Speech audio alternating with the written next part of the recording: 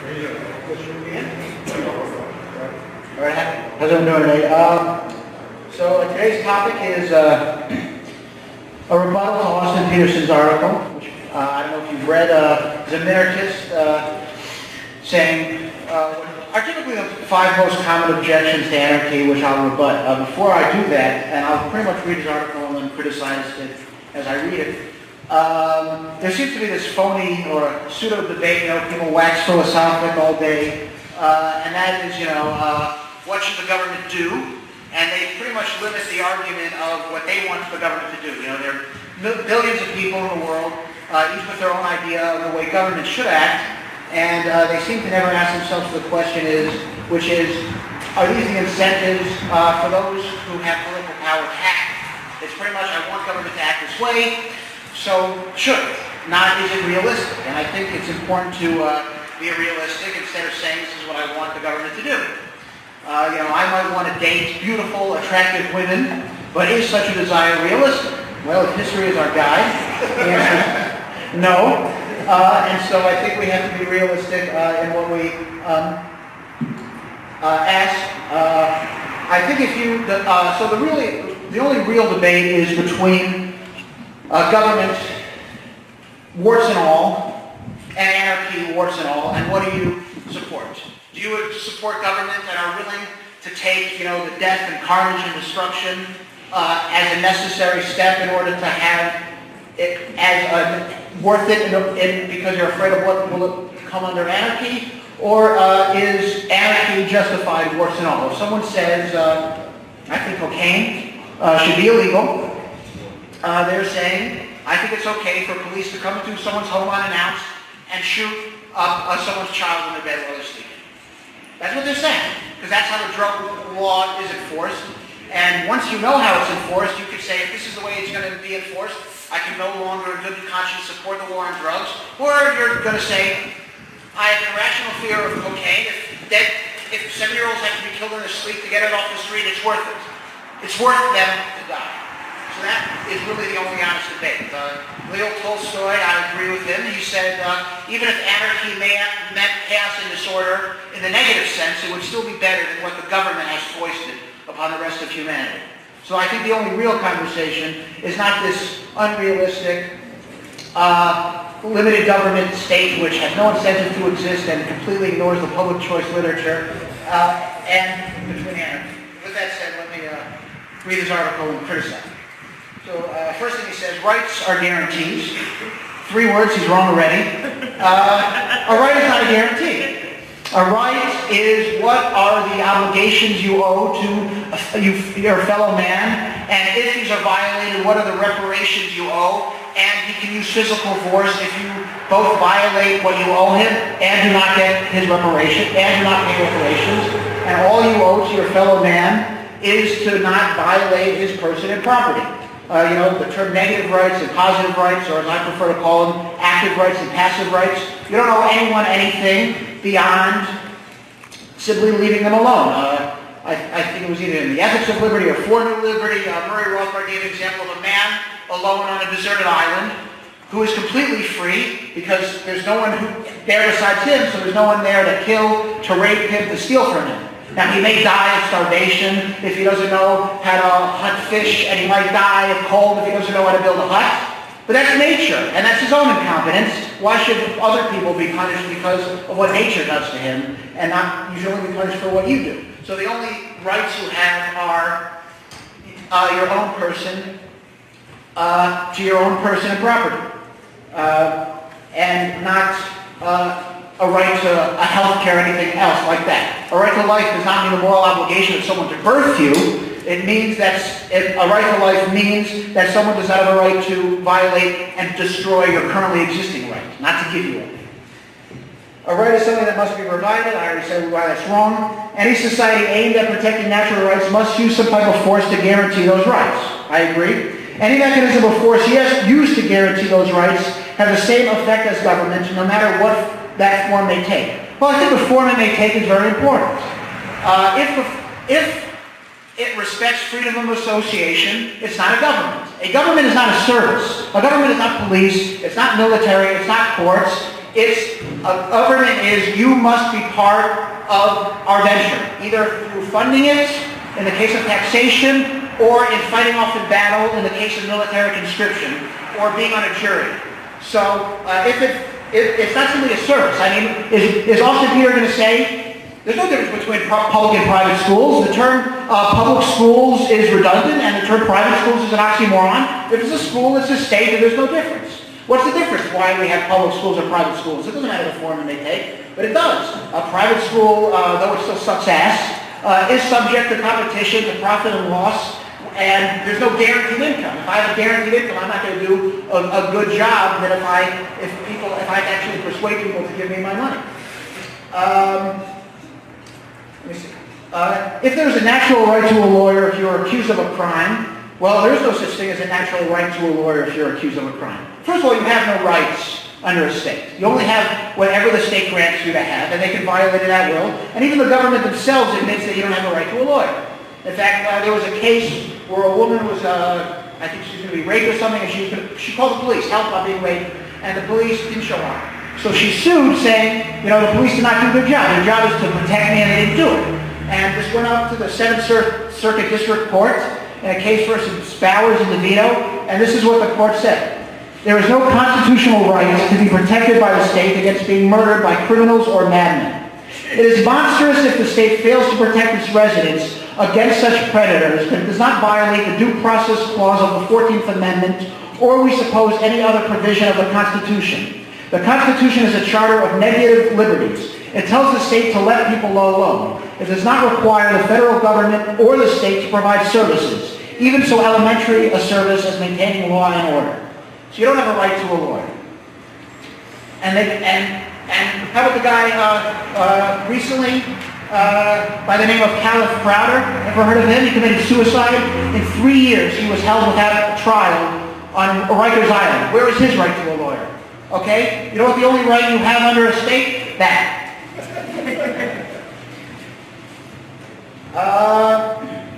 Let me see here. A fully privatized law system would be justice for sale to the highest bidder. Citizens without the means to defend themselves could be railroaded into arbitration that works against their interests and for whoever paid the judge. So he clearly doesn't understand how private law works. I've heard Austin Peterson talk, and he said he wants to abolish the FDA and replace it with private consumer reports testing drug safety. We can't have that, because that would be justice for sale to the highest bidder. I would pay the private consumer reporting agency to say that my drug is safe. And we can't have film critics, because they're just going to bribe the film studio saying, give my film a good review, and we can't have private consumer reports for saying that cars are safe, because the car companies are just going to bribe the consumer reporting agency to say, give me a favorable review. There's a famous expression, penny wise but a pound foolish. People are interested in their long-term profits, and people are only going to use a consumer reporting agency that they believe is fair and impartial. It's not worth it to take the occasional bribe because they suffer long-term profits because no one's going to trust them. A court system that takes bribes, no one's going to agree to be part of that court system because they don't get a fair trial. So this is not true. He also says, justice, let's say I can't afford to hire a judge, I'm screwed. Well, there's an excellent book, probably the best book I've read on anarcho-capitalist, and I recommend everyone read it. It's called The Enterprise of Law by Bruce L. Benson, which is a very good book because it is empirical analysis of the creation of law. And an example he gave, we're talking about merchant and commercial law, was the guilty party pays everything. If I steal $1,000, what's your name, sir? Matt. I'll make Matt the bad guy because it's my talk. His talk, he can make me the bad guy. If Matt steals $1,000 from me, and I say, give it back, and Matt says, go fuck yourself. And I say, I'm going to take you to court. He goes, take me to court. The only reason I have to take him to court is, one, he stole your $1,000, and B, after he stole it, he was being difficult. The court fee is his punishment, after he's found guilty, of being difficult and not willing to give me the $1,000 right away. I wouldn't be in court if it wasn't for him. So if it's determined that he's guilty, the bill is not split 50-50. He pays it all. So if you're poor and can't afford a judge, and you're found out to be innocent, then you don't have to worry about it. And if you're poor and commit crimes, well, I don't really have a lot of sympathy for you. And you can always appeal. Now, the benefit now it's not worth it to just appeal, because when you appeal, you're not to pay not just the first judge, but if the other judge says you're also guilty, your bill just gets accumulated. So it's only really worth appealing if you believe that you're actually innocent and have good evidence to prove otherwise. Okay, let me see. For that reason, the Constitution laid out the need for citizens to be protected from unreasonable search and seizures, like stop and frisk, cruel and unusual punishments, like incarceration for drugs, which, by the way, the state of California in 1962 admitted was cruel and unusual punishments. There was a case called Rothschild versus California. So the 8th Amendment of the Constitution says, excessive bail shall not be required, nor excessive fines imposed, nor cruel and unusual punishments inflicted. In the case of Rothschild versus California, the court decided that a California law authorizing a 90-day jail sentence for the use of narcotics consisted of cruel and unusual punishment, because they considered narcotics addiction an illness, and they were punishing people for an illness instead of any specific violent act. And this is what the court in 1962 wrote. To be sure, imprisonment for 90 days is not, in the abstract, a punishment which is either cruel or unusual, but the question cannot be considered in the abstract. Even 1 day in prison would be cruel and unusual punishment for the crime of having a common cold. That was in 1962.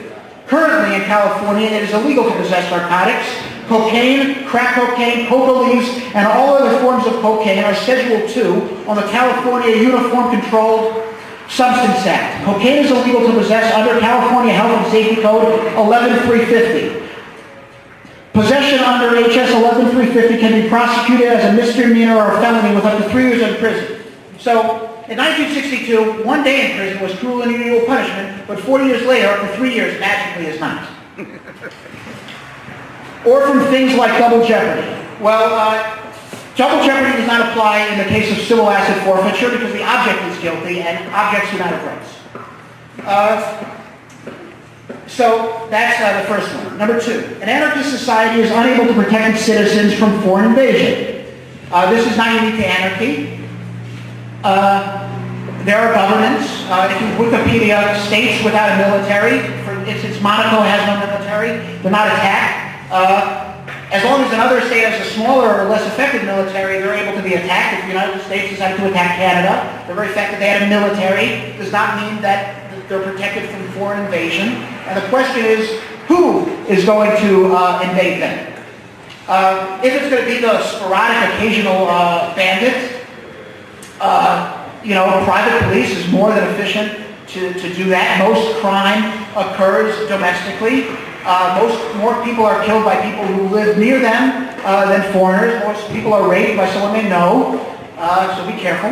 And are not from a foreign foe. So, the real question is, what if, I don't need that one anymore. The real question is, why are countries more apt to go to war? And one, I think implicit in this argument is that the state is evil, because who's going to attack under anarchy? Another state. The evil state, which is so necessary, is going to be attacked by peaceful anarchists. So I don't think that in this scenario, this is really a justification for anarchy. It's a justification to end that evil state. Number 3, anarchy means the non-aggression principle is optional. The non-aggression principle is always optional. You don't have to. The only thing you have to do is die. You don't even have to pay taxes. You can die and go to jail instead. If you're a real existentialist, everything's a choice. In fact, life is a choice. You can commit suicide. So the non-aggression principle is always optional. There's no guarantee that people will follow the laws. There's no guarantee that the state will follow it. In fact, under a government, the non-aggression principle is optional because the government, by its nature, violates the non-aggression principle through the violation of property rights known as taxation, not to mention all the other victimless crimes that typically occur. So under government, the non-aggression principle is optional. Victimless crimes against prostitution, gambling, narcotics is not consistent with the non-aggression principle. Why is he saying, well, if the state violates the non-aggression principle, then it's okay? You don't have to follow any law. Let me see. He says, if you believe in the non-aggression principle, If you believe in the non-aggression principle, whose job is it to enforce it? Yours, anyone you hire, no certain person.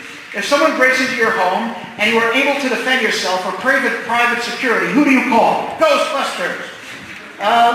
If you have a dispute with your neighbor who you allege stole your life savings, how will you sue them or have them arrested to get it back, assuming you might be correct? I don't know why I assume that anarchy means that in the absence of a state, you're going to have less services. A government is a monopoly. You will have more of them. You will hire private arbitration and private bodyguards or yourself to defend you against such bandits. In an anarchist state, no one is responsible for defending life or property unless they are paid to do so. No, you can have volunteers. There are many people who don't even pay, lawyers who are not typically the most moral people, often do pro bono work. So that's not, you can have, friends of fetuses defend, date fetuses or whatever. In an anarchist state, no one is responsible for defending life, liberty, or property unless they are paid to do so. Crimes such as theft, fraud, breach of contract, or murder could be committed against those who do not have the means of self-defense. They are committed daily by the state. The government has stolen more of my income than any stranger in the world. In fact, people have said to me, do you like Americans more than people in Canada? And I said, no, I like people in Canada more. They don't want to steal 40% of my income. In Pakistan, no one can hear you scream and no one cares. In statism, everyone can hear you scream and no one cares. Number 4, the non-aggression principle, I didn't sign shit. The non-aggression principle is a social contract. No, it's not. And you know how we know it's not? Because it's called the non-aggression principle, not the non-aggression contract. A principle is what is the way, the moral and ethical way human beings should interact with other human beings. All right? It's not because of any contract. Are you really saying that if a woman is being raped and she goes to the rapist, hey, I'm gonna lock you up for raping me? The rapist said, hey, I just had a contract saying I couldn't rape you. Men. But I didn't sign it, and neither do the enemies of liberty. Anarchists often sneer at constitutionalists, arguing that they didn't sign the document, nor did they agree to it. Then they claim that the only thing we need to live in peace and harmony is the non-aggression principle. I don't know why he seems to believe that the only way to enforce things are government interactions. Peer pressure and social conformity are way more effective than any type of state. If you act like a dick, you're going to have few friends. Okay? I'm wearing clothes now. You know why? Not because there's a law, because I know what I look like naked. Okay? So it has nothing to do with the law. I want to have friends, and if I walk around naked, I'll have few friends.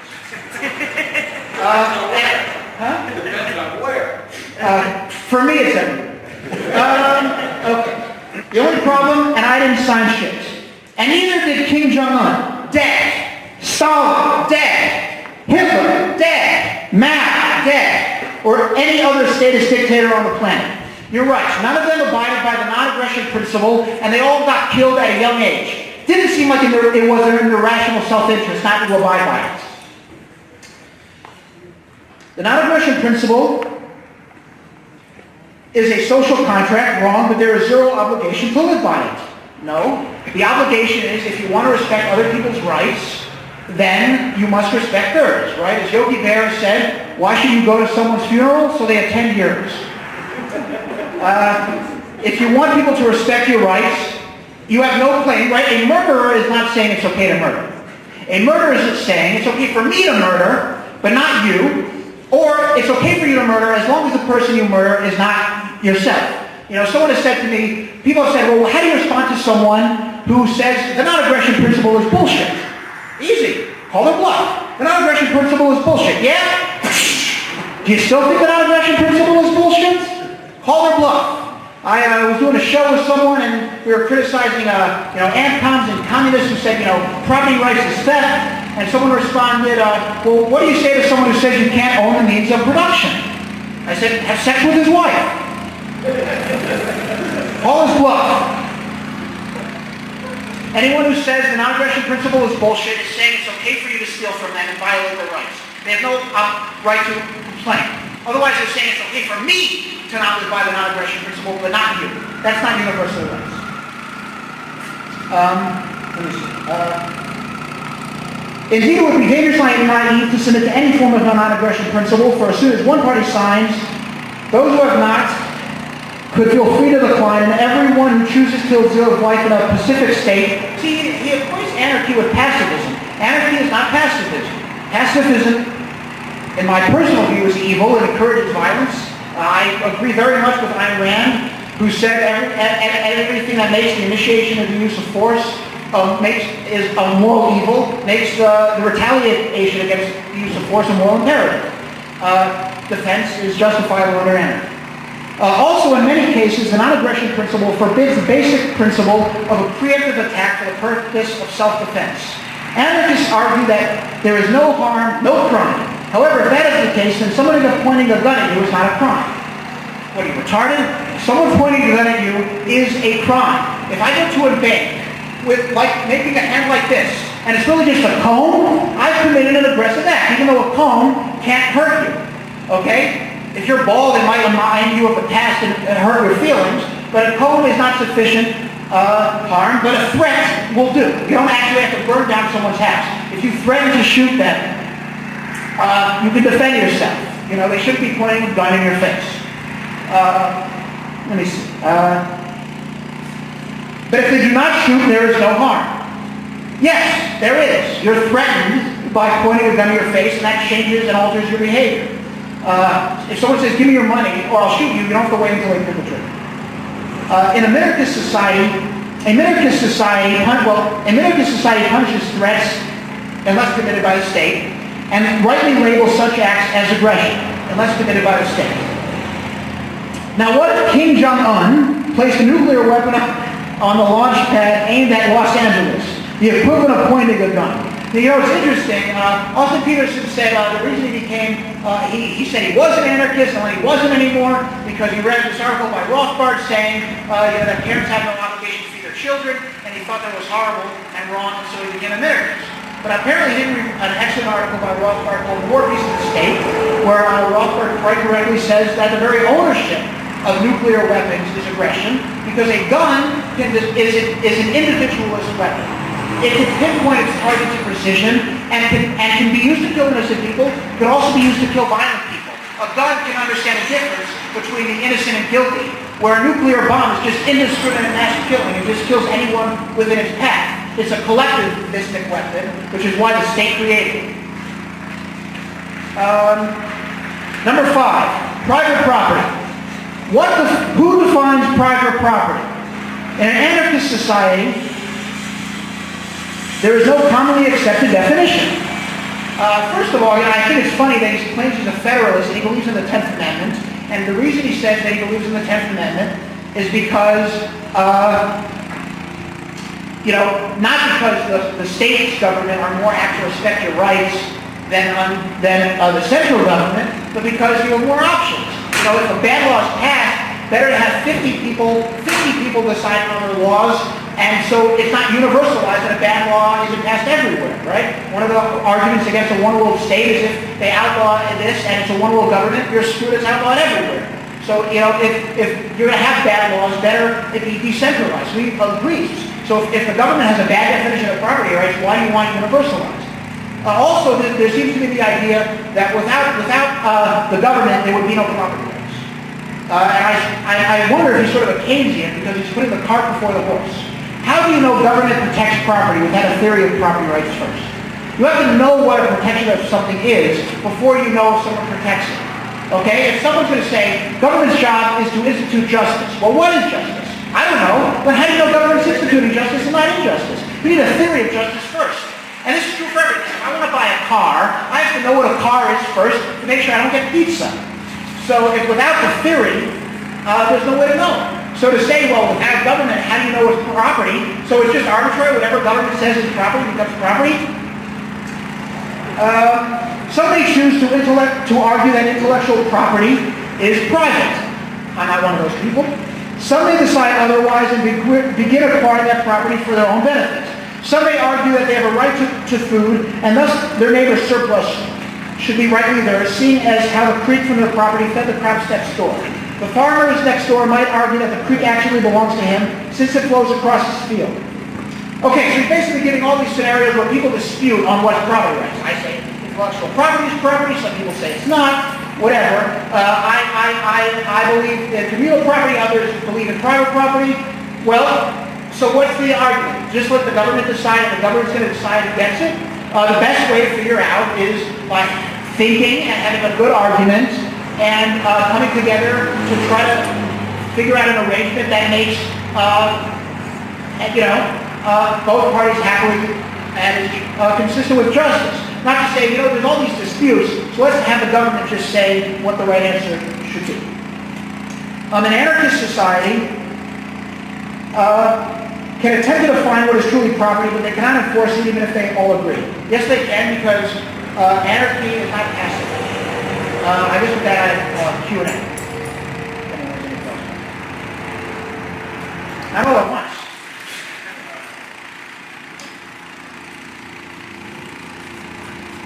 Daniel. You have to go to the mic. Oh, right.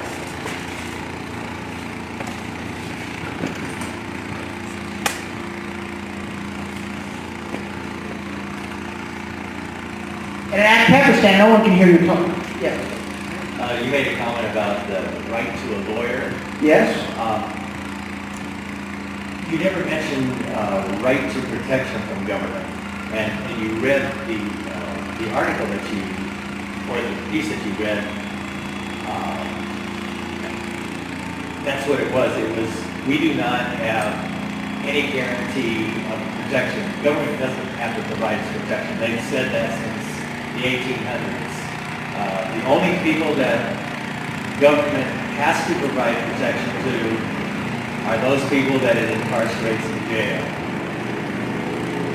That was in a Supreme Court case. If you want to hold Supreme Court cases as to be woo-woo-woo, that's what they said. They said, we don't owe you protection, but if we put you in jail, then we do owe you protection.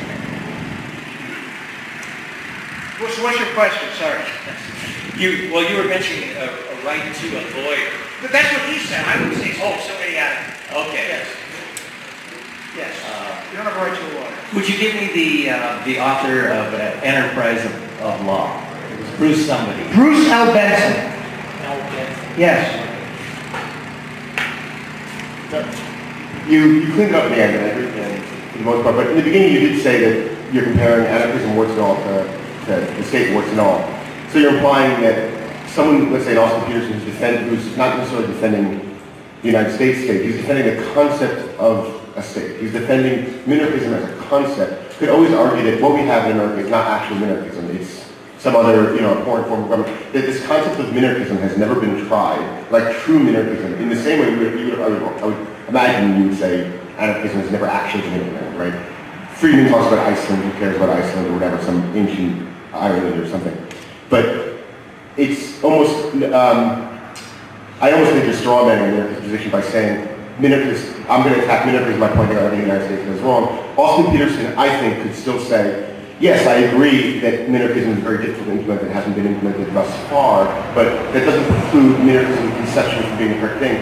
Analogies would be like Christians, there are a lot of Christians here, none of them would, I don't even think it's fair to ask them to answer for Westboro Baptist Church or the Holy Roman Empire to say, well, these are people that also claim their ideology and they did bad things, therefore atheism is correct. Because let's look at the history of people who've worn the Christian label. True Christians, plenty of them here would say, yes, every single person or almost every single person who's claimed to be a Christian misunderstood it and we're getting it close and this is the correct way. And then to say to them, so you're the only guy that understands Christianity correctly? Sure, we're the only people that claim to understand economics correctly. Almost every economics book is garbage. So my point is, by pointing out that Austin Peterson has to defend, let's say you use an example of the drug war. So the drug war killed, I don't think someone who says let's say I say using drugs is a non-aggression control violation for weird reasons. I don't have to defend the fact that currently the way the drug war is enforced, currently someone killed a 7-year-old boy. Do I? You really think I do? I mean... Well, I think, so the question I guess you would say is, if I can sum it up basically, is that, he's defending minarchy, not all these other victimless crimes, and so he only has to defend minarchy. And I would respond, because I'm Jewish, and respond and answer with a question. And my response would be that until minarchy exists, what are you going to defend?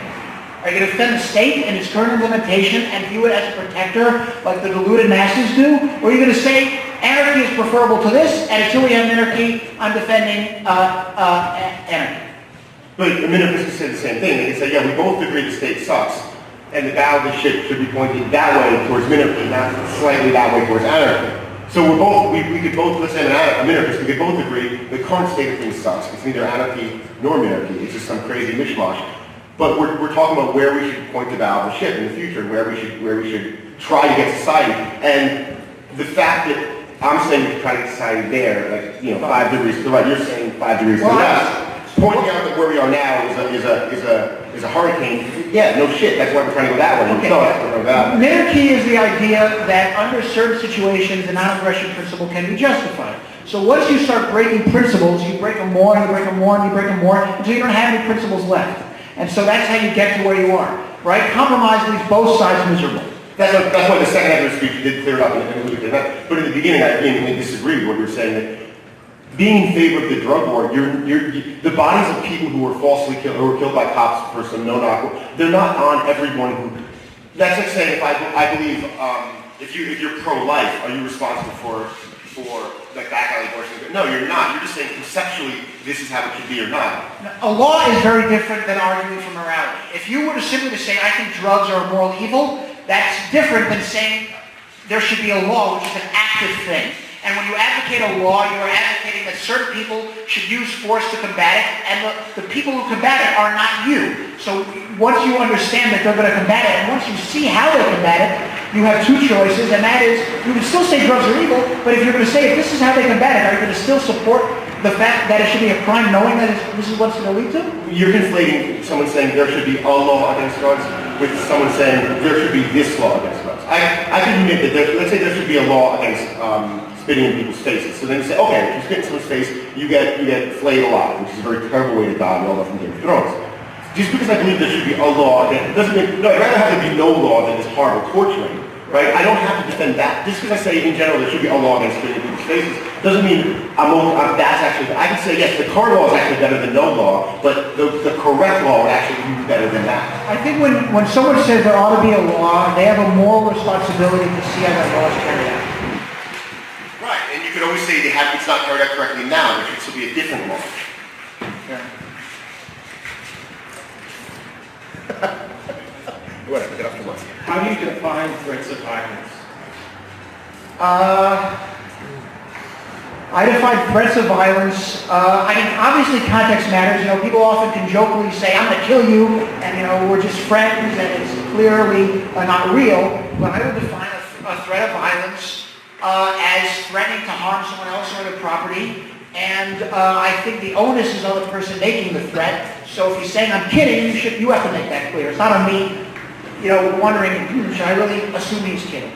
So I would say a threat against the person or the property, undefensively.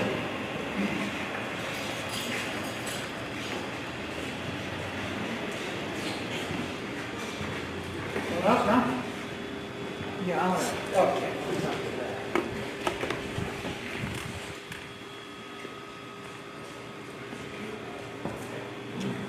To me, a threat of violence would be individual. If you were to threaten me and if you were to threaten another person, I might not feel a threat. I might not feel fear. It might just go over my shoulder. So you haven't threatened me. But if someone else feels fear, then they have been threatened. I'm saying that it's, if you want a definition of what is a threat of violence, it is the person to whom it is being directed, how they feel. If some little kid comes up and says, I'm gonna kill you, I'm gonna strangle you, I don't feel threatened. No, I agree that violence itself is not a physical thing, it's an unconsented act. I mean, if you engage in, S&M with whipping and chains and all this, I'm not an expert on this, just the regular stuff's good for me. But, it looks the same as a violent act. There's whipping and hitting and beating, but, there are people who get off on that. Not me, especially if I'm the M, But, that is not physical violence because that's consensual. So yes, violence is not a physical act, it's an unconsented act that involves someone else's property or person.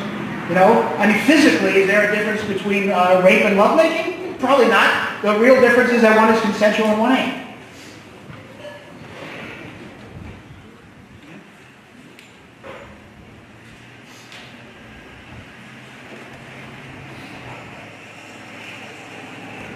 All right, I guess I'm out.